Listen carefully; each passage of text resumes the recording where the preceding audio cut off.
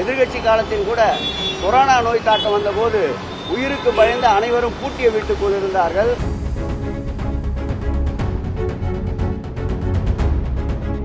அவர் ஆளுங்கட்சியாக இருக்கின்ற பொழுது அவருடைய கால் கூட தரையில் படாமல் தான் சுற்றி சோர்ந்து பணியாற்றி கொண்டிருந்தார்.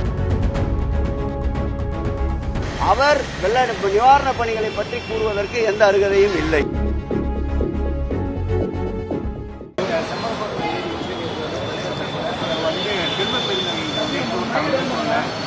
போன தரத்தில் ஏறி வந்தாங்க, எங்க எந்த ஒரு தகவலும் சொன்னாங்க.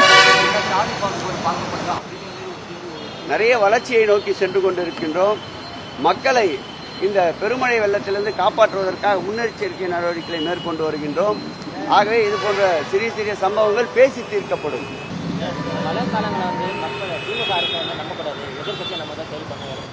அவர் எதிர்கட்சியாக இருந்தப்ப, அவர் ஆளுங்கட்சியாக இருந்தப்ப என்ன செயல்பாடு மக்கள் நன்றாக அறிவார்கள்.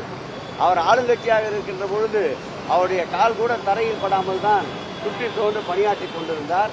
எதிர்கட்சி காலத்தில் கூட கொரோனா நோய் தாக்கம் வந்தபோது உயிருக்கு பயந்து அனைவரும் பூட்டிய வீட்டுக்குள் இருந்தார்கள்.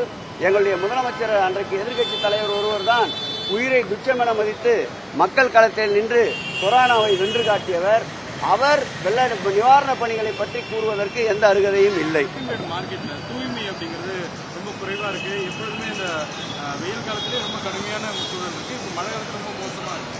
இல்ல, மழையே கோயம்பேடு மார்க்கெட்டை பொறுத்தவரையில் பயன்படுத்துகின்ற பொருளுடைய தன்மை அந்த காலங்கள் முடிந்த பிறகு அவை பாதிப்படைகின்ற கெட்டுப்போகின்ற சூழல் இருக்கின்றது. மழை போன்ற காலங்களில் அந்த கெட்டுப்போகின்ற அந்த காய்கறிகள் போன்றவற்றை சேருகின்ற போது சேரும் சகதியமாகிறது உண்மைதான். அதற்காக தான் கோயம்பேடை பொறுத்தளவு ஒரு தனி டிஆர்ஓவை இதற்கு ஆளுகைக்கு நியமித்திருக்கின்றோம். சிறு சிறு பிரச்சனைகள் அவ்வப்போது ஏற்படுவது உண்மைதான். அதையும் விரைந்து முடிக்கின்றோம். வருகின்ற காலகட்டங்களில் அதிகமான மேன்பவர் உடல் உழைப்பு ஆட்களை அதற்கு செலுத்தி நிரந்தரமாக தூய்மையை பாதுகாக்க அனைத்து நடவடிக்கைகளும் மேற்கொள்ளப்படும். செய்திகளை உடனுக்குடனும் துல்லியமாகவும் தெரிந்து கொள்ள சப்ஸ்கிரைப் பண்ணுங்க.